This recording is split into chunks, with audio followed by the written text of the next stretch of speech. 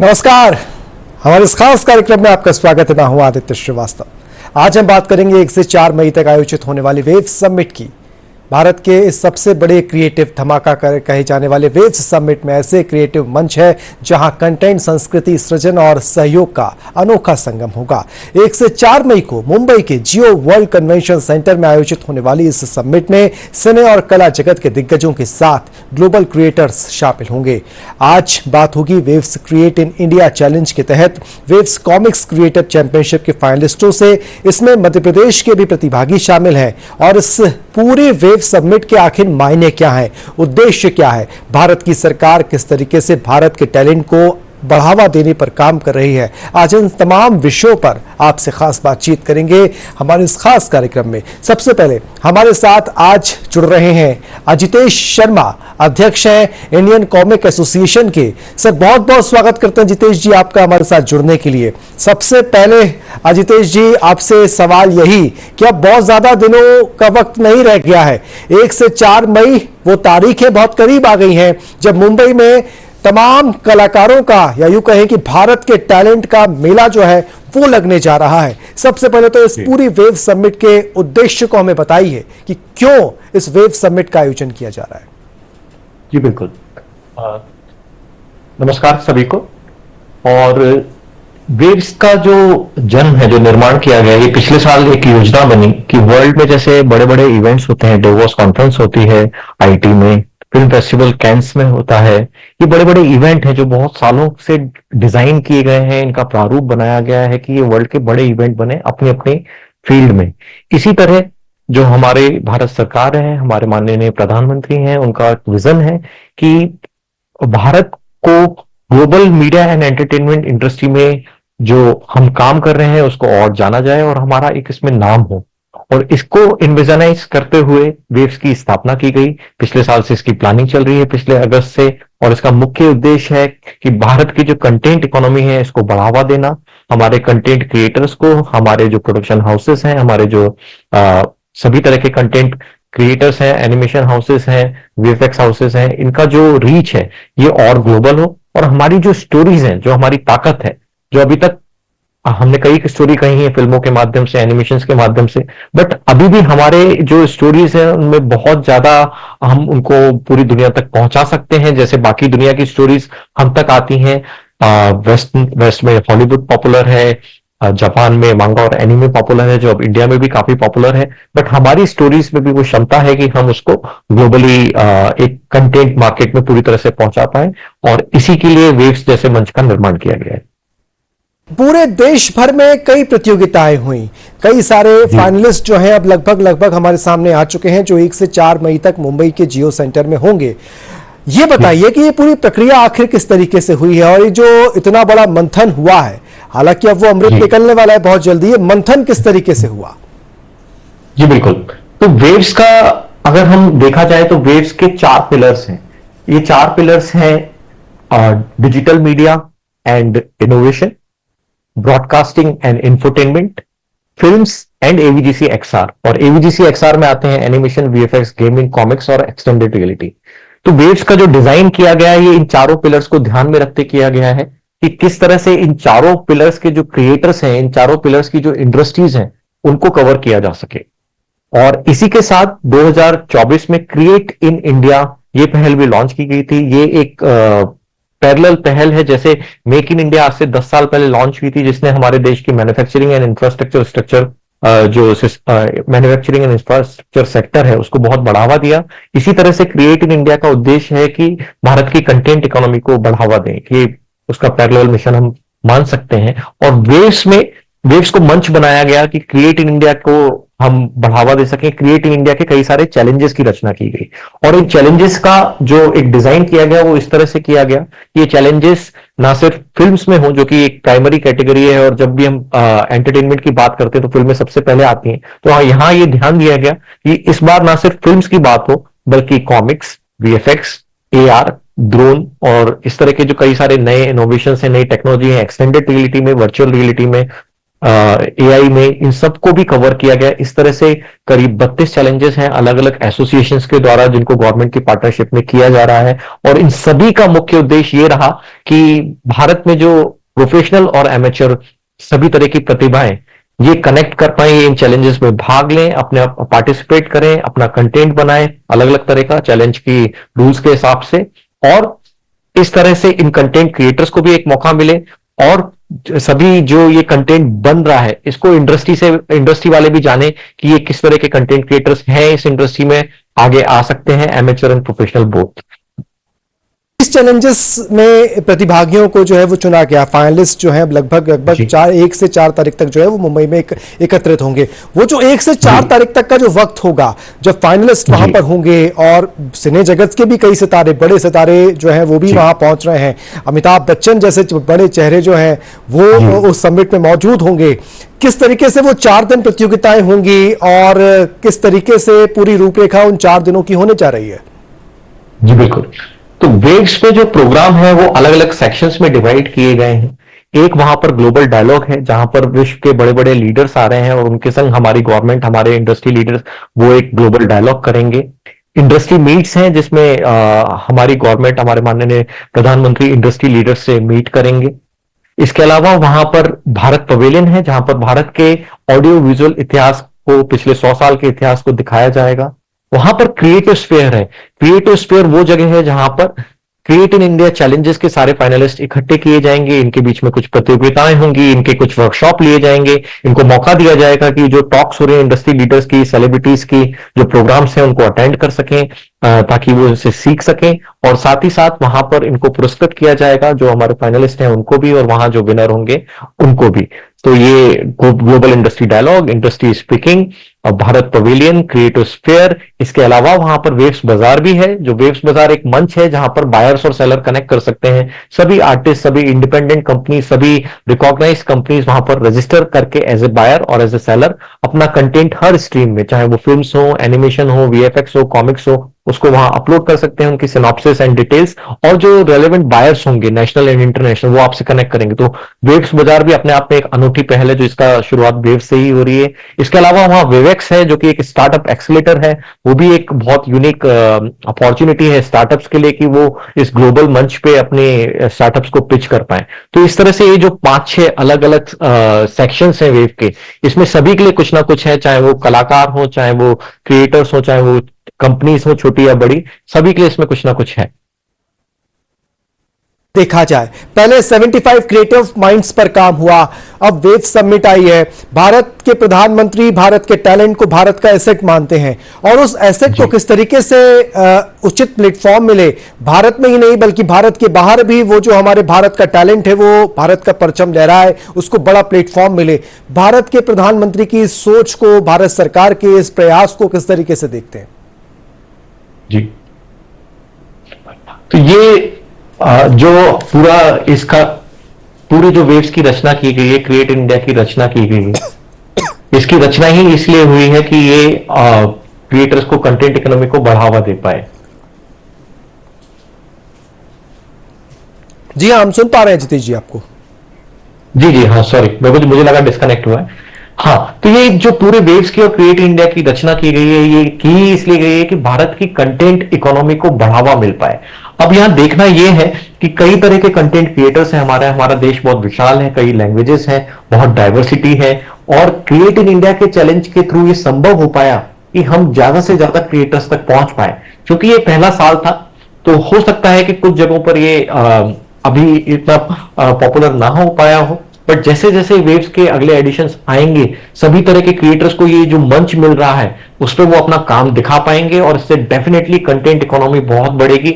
और जहां तक एक कंटेंट इकोनॉमी को अभी तक माना गया था कि वो सिर्फ फिल्म्स या वीडियोस, जो शॉर्ट रील्स या वीडियो कंटेंट होता है, उसी तक सीमित है, सबसे अच्छी बात यह है कि अब निकल के वेव से लोगों को यह आइडिया लगेगा कि ना सिर्फ फिल्म्स एंड वीडियोस, बल्कि कॉमिक्स और एक्सटेंडेड रियलिटी, आर्ट, पोस्टर्स, सभी में ये कंटेंट क्रिएटर्स मौजूद हैं और काफी अच्छा काम कर रहे हैं, जिससे कि भारत की कंटेंट इकोनॉमी काफी तेजी से बढ़ेगी। कितनी संभावनाएं आप देखते हैं भारत के कंटेंट के लिहाज से, अगर समझे ये हम सब जानते हैं कि भारत का कंटेंट, भारत की कहानियां, भारत की चीजें जो हैं ये बहुत सदियों से बहुत रिच रही हैं, और अब आने वाले समय में जब भारत साल 2047 में विकसित भारत की तरफ आगे बढ़ रहा है और वो उसमें उस भारत की इकोनॉमी में ये जो कंटेंट इकोनॉमी जिसका आप जिक्र कर रहे हैं इसका एक बहुत बड़ा रोल है, कितनी संभावनाएं आप देखते हैं इन अलग अलग सेक्टर्स में भारत को आगे ले जाने में, भारत को आगे बढ़ाने में, और खासकर भारत के युवा को एक मौकों की तलाश की अगर बात किया तो उसके लिहाज से? जी बिल्कुल। सबसे पहले हम आपके प्रश्न के जो आखिरी भाग है उससे चालू करेंगे कि भारत के युवाओं के लिए कैसे एक मंच बनेगा। तो इसका एक उत्तर है कि आज भी जो कन्वेंशनल परिवार हैं, पेरेंट्स हैं, उनका ये मानना रहता है कि अगर हम किसी प्रोफेशन में अपने बच्चों को डालते हैं, जैसे कि जो चुनिंदा प्रोफेशंस हैं, डॉक्टर, इंजीनियर, टीचर, लॉयर और या बिजनेसेस में, तो उसको काफी ऊपर माना जाता है एक आर्टिस्ट बनने के बनस्पत। लेकिन जब इन आर्टिस्टों को जो भारत के छोटी छोटी जगहों से आए हैं या प्रोफेशनल में अपना काम कर रहे थे बट उनको और रिकॉग्नाइज किया जाएगा वेव्स के मंच पे, तो सभी पेरेंट्स को भी ये एक प्रोत्साहन मिलेगा, एक संदेश मिलेगा कि वो अपने बच्चों को इस आर्टिस्ट फील्ड में भी, अब इसमें स्कोप्स हैं, कंटेंट इकोनॉमी ग्रो हो रही है और वहां पर वो उनको आर्टिस्ट बनने से उतना रोका नहीं जाएगा। तो ये एक बहुत बड़ा पॉइंट वेव्स के जरिए प्रूव होगा कि इट इज नॉट समथिंग जहां पर आप अपने बच्चों को नहीं भेज सकते हैं। तो that is one point. And second is कि जो इंडिया के में हम कहते हैं कि 2047 तक हमें जो सभी फील्ड्स में बढ़ना है और एक डेवलप कंट्री के रूप में उभरना है, डेफिनेटली इसमें कंटेंट काफी बड़ा रोल प्ले करेगा, क्योंकि डिजिटल इकोनॉमी के संग कंटेंट इकोनॉमी अब हैंड टू हैंड जा रही है। और कंटेंट क्रिएटर्स को जो अब इस वेव्स जैसी समिट से मौका मिलेगा कि हम लोग ट्रांस मीडिया प्रोजेक्ट डेवलप कर पाए। ट्रांस मीडिया प्रोजेक्ट्स वो होते हैं जब हम फिल्म्स को, वीडियो गेम्स को, रेडियो को, कॉमिक्स को और सभी डिजिटल मीडियम्स को कनेक्ट कर देते हैं एक तरह से। मार्वल यूनिवर्स हॉलीवुड का एक बहुत बड़ा एग्जांपल है जो एक ट्रांस मीडिया प्रोजेक्ट की तरह उभरा, और हमारी भी कई स्टोरीज हैं, हमारे कई एपिक्स हैं, हमारी कई स्टोरीज हैं जिनको ट्रांस मीडिया प्रोजेक्ट्स में डेवलप किया जा सकता है, और वो हर स्ट्रीम में फिर उनको कंटेंट डेवलप करने का बहुत बड़ा स्कोप है जो कि वेव्स के फर्दर प्रूव होगा। अभी थोड़ी देर पहले आपसे बात कर रहा हूं तो केंद्रीय सूचना और प्रसारण मंत्री अश्विनी वैष्णव जी की तरफ से इस पूरे समिट को लेकर अगर बात की जाए तो रिव्यू किया जा रहा है, कैसे ये सफल हो इस पर वो भी लगातार ध्यान दे रहे हैं, फोकस कर रहे हैं। उन्होंने एक बात बोली, उन्होंने कहा कि क्रिएटिव समाधानों के लिए रचनाकारों, खरीदारों और बाजारों के बीच एक वैश्विक कनेक्ट के रूप में जो है वेव्स उभर रहा है। तो क्या ये माने कि वेव्स एक ऐसा प्लेटफॉर्म जो तमाम अलग अलग क्षेत्र के लोगों को एक तरफ लाकर युवाओं को एक छत के नीचे वो तमाम लोगों से मिलवाना है जिसके लिए उनको अलग अलग जगहों पर भटकना पड़ता था कई बार? बिल्कुल जी। इसका अभी मैंने आपको एक उदाहरण लिया था वेव्स बाजार का, जो कि वेव्स का ही एक महत्वपूर्ण सेक्शन है। और वेव्स बाजार अपने आप में एक उदाहरण है कि कैसे एक कंटेंट क्रिएटर अपने फिल्म प्रोजेक्ट को, अगर वो सिनॉप्सिस और पोस्टर लेवल पे भी है, तो वो वहां पर उसको अपलोड करके कैसे विश्व भर के बायर से कनेक्ट कर सकता है। That itself is a kind of liberation. It's kind of A liberation कि अब उसको जरूरत नहीं है कि वो पहले काफी कॉन्टेक्स्ट डेवलप करे, इंडस्ट्री में ढूंढे कि वो किससे कनेक्ट कर सकता है, वो वेव्स बाजार के थ्रू बायर से कनेक्ट कर सकता है। तो that itself is a way towards liberating the content economy.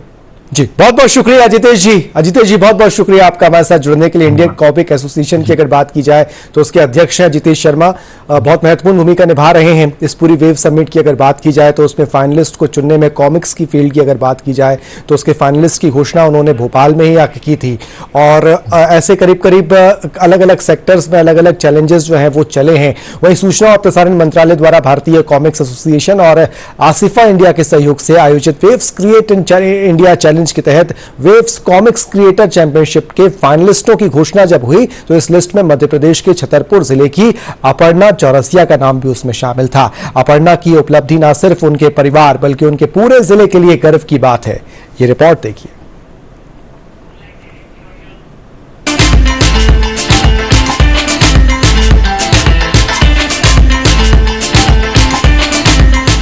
Chhatarpur जिले के छोटे से कस्बे महाराजपुर की रहने वाली अपर्णा चौरसिया को बचपन से ही कॉमिक्स और मंगा की दुनिया बेहद आकर्षित करती थी।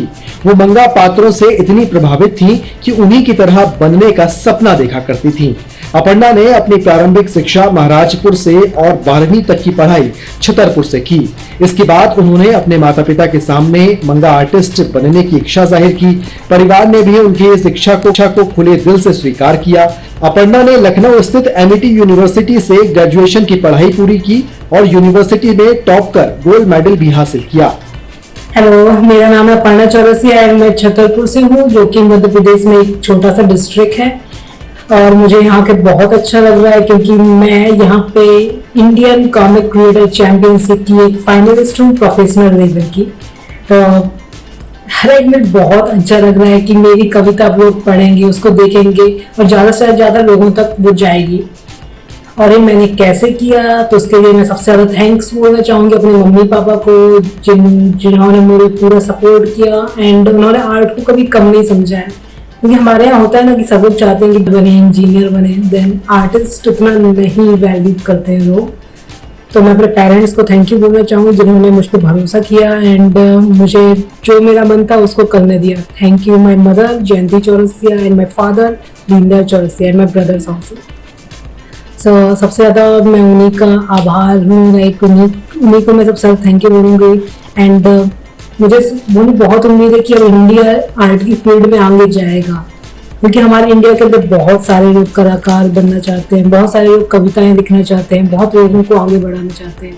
और वेव्स एक ऐसी चीज़ है जहाँ पे नई होप्स हैं, जहाँ पे आर्टिस्ट को नया अपॉर्चुनिटी मिलेगी, नई चलिए अपर्णा से ही बात करते हैं। अपर्णा हमारे साथ जुड़ गई है। अपर्णा चौरसिया छतरपुर से हैं, मंगा आर्टिस्ट हैं और फाइनलिस्ट में हैं इस बार, और वो मुंबई में आयोजित होने वाली वेव समिट में भाग लेने के लिए मुंबई जा रही हैं। अपर्णा, स्वागत करते हैं आपका दूरदर्शन मध्य प्रदेश पर, और बधाई भी आपको देते हैं और शुभकामनाएं भी आपको पहले दे देते हैं, क्योंकि आप मध्य प्रदेश की तरफ से एक तरीके से देखा जाए तो इस पूरे समिट में दौरान प्रतिनिधित्व करती हुई वहां दिखाई भी देंगी। अपर्णा, सबसे पहले तो ये बताइए, ये मंगा आर्ट होता क्या है और किस तरीके से आप इस फील्ड में आए, कॉमिक फील्ड में आए, और किस तरीके से छतरपुर जैसी जगह से निकलकर आज इतने बड़े फलक पर आप अपनी पहचान बना रहे हैं?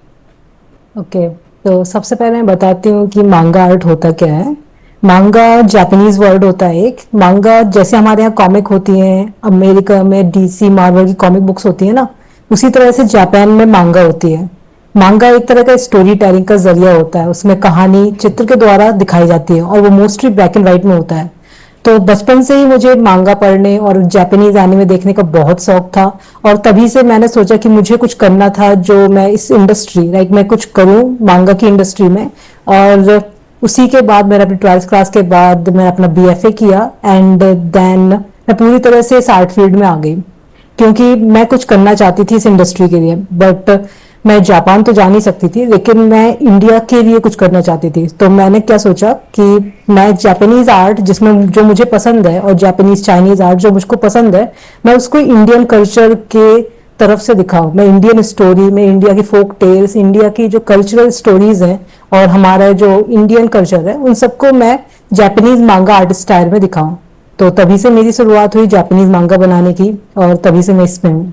तो अपर्णा, आप बता रही थी कि लगातार आप इस पर काम भी कर रही थी, लेकिन वेव्स जैसी समिट, वेव्स जैसे कंपटीशन ने क्या एक नई, जिसे कहें कि एक पड़ाव दिया है, एक मंच दिया है, एक पहचान दी है इस आर्ट को जानने के लिए, आप जैसे आर्टिस्ट को बड़े प्लेटफॉर्म पर आने में?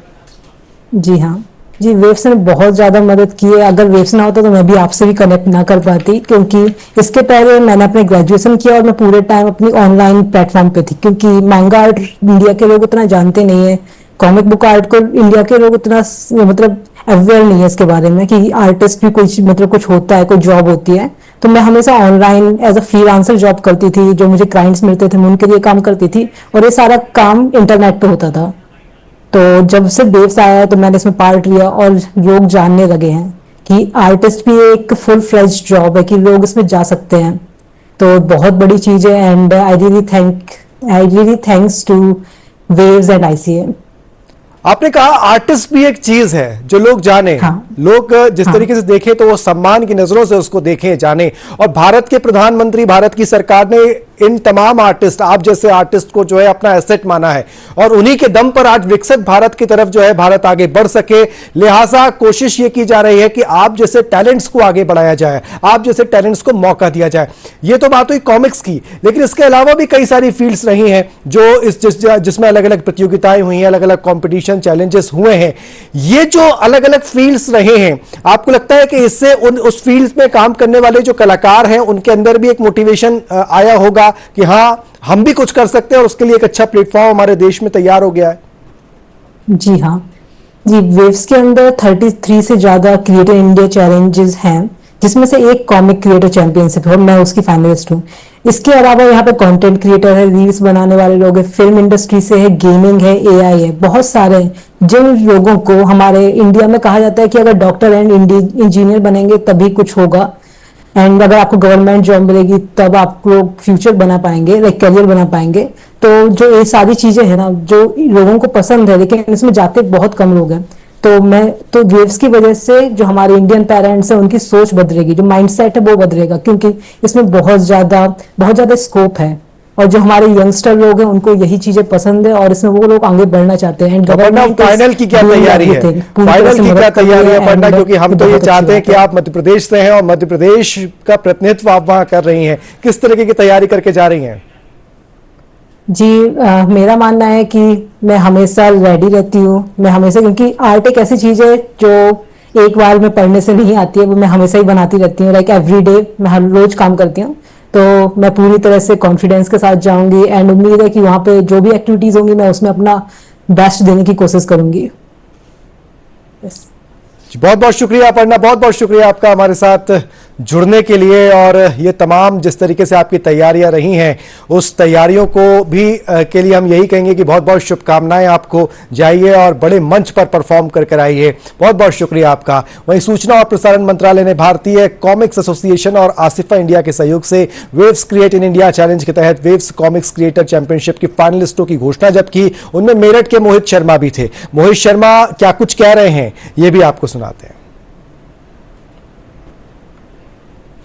मोहित शर्मा हमारे साथ लगातार जुड़ेंगे और मोहित से भी हम जानने की कोशिश करेंगे कि मोहित किस तरीके से अपनी तैयारियों को लेकर वेव्स में जा रहे हैं। मोहित, स्वागत करते हैं आपका हमारे इस खास कार्यक्रम में। सबसे पहले तो आपको शुभकामनाएं, बधाई कि आप फाइनलिस्ट में सिलेक्ट हुए हैं।